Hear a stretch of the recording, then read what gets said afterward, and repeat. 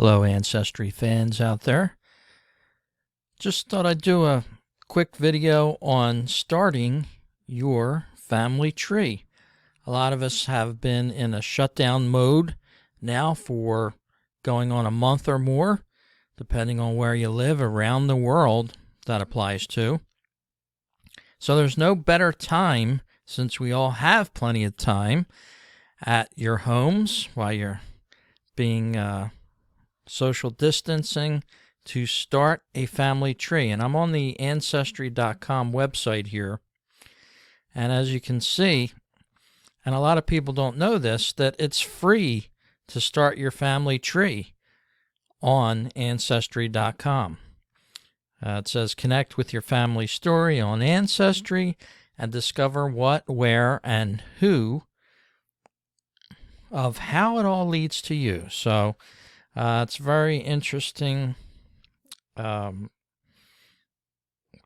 that they have going here, and they know that a lot of people are home as well, so they want you to enter your name here, first and last, your age, gender, and whether you want to search for your father's side maybe, or your mother's side of the tree. So you would enter all that information and start your tree, and what it's going to do is prompt you to create a free account for Ancestry.com, which you can go back to all year long.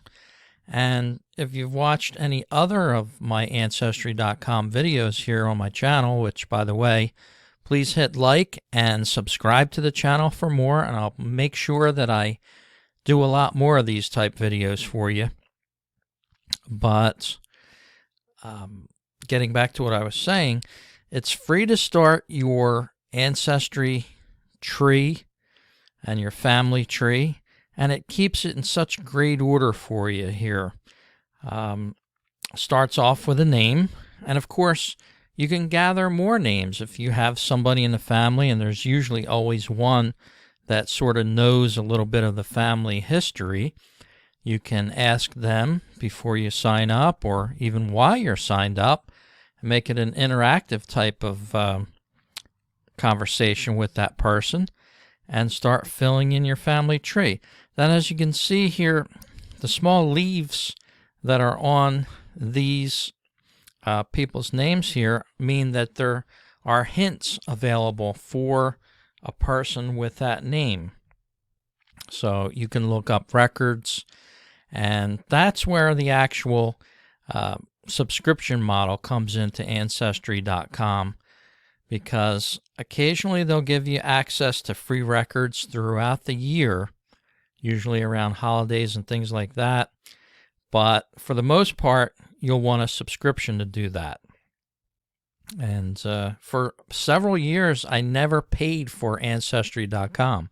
I would go around the holiday times when I know I'd be home over a weekend or a long 3-day holiday weekend, and sign into my Ancestry.com account and take advantage of the free databases that they allow you to explore.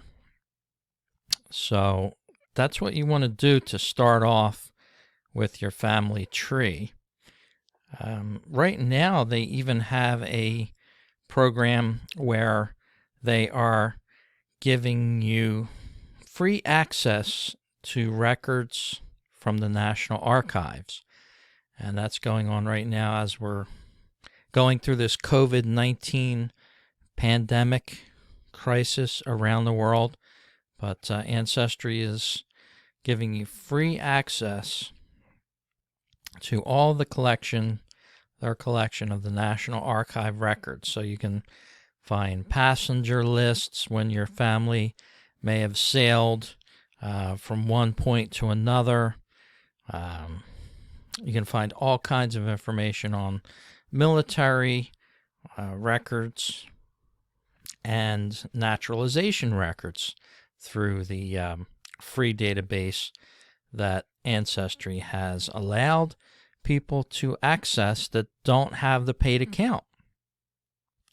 So I would suggest, if you haven't gotten your family tree started, there's no better time than the present especially when you have some time on your hands. You want to sort of build out your tree. And again, you wouldn't be watching this video if you weren't at least partially interested in it. So you start off small, and then before you know it, you'll link up with other trees that have information on your particular family, perhaps, and then you're going to see that the family tree starts filling up fast. It has a lot of different aspects to it. Here's the DNA portion, which I've talked about on many videos on the channel here.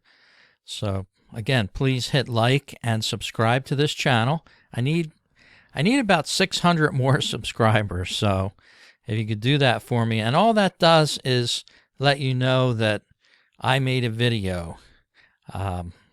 And you can even turn that off. So if you have a YouTube channel, it's a very simple process. Just hit subscribe, and I think you'll be happy because of it. Here's my updated DNA result, which constantly Ancestry is updating this as more and more people get tested. 80% Ireland and Scotland, 17% England and Wales and northwestern Europe, and there's another region.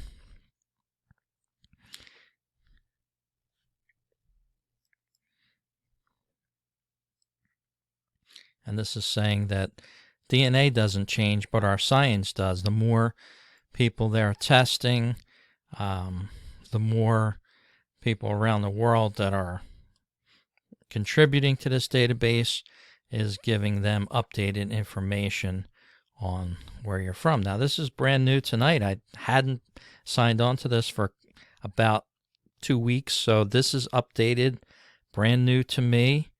I'm really excited about it. Let's see. So here's the 17% England and northwestern Europe.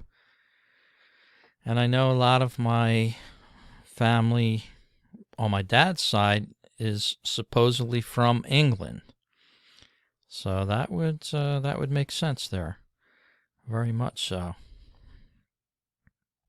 And let's go back to the main listings here. Ireland and Scotland, 80%. And again, that's right on the money as far as my mother's side of the family and some of my father's side. And now they're honing in on Ireland better. Before it would just say Ireland. Now, like I said, so many people are getting tested in that region that they can now easily tell you exactly the towns and counties that you're from over in Ireland, which was a very difficult thing for me to find. Irish records, if you've ever been researching, as I have over the years, Irish records are very hard to find and search, for me anyway. Here's Roscommon, and that's a part there in central Ireland. North Roscommon, it's actually zoning right up to, a smaller area there. And then Northern Ireland, Fermanagh and South Down and North Louth. So very interesting that, that's where my family is from. It's honing it right into the specific counties and towns in some instances. And I've never been to Ireland, and now I've got a newfound passion that I want to go to Ireland. I want to visit these places and see exactly where some of these Irish cities are that, my family is from. So as you can see on the left here, I'm up to 1,100 people in my family tree, but I've been doing this for, longer than I care to admit. I'm going to say probably at least 25 years I've been doing ancestry research, and really interested within that time frame. Maybe a little bit more, but specifically really going all in for it, so to speak. I would say 25 years. So you learn a little bit over time. Here's 3%, Sweden. We didn't cover that. And if you watch the videos again, I've recently found out that, yes, I do have some relatives that came from Sweden. And I was questioning whether or not maybe they were from Finland, but it's apparent that this is tracing it right back to Sweden. And it was one of the first settlers that came over in the 1600s from Sweden all the way over to a portion of now what we call Delaware. They sailed up the Delaware River here and established a colony right up in this area.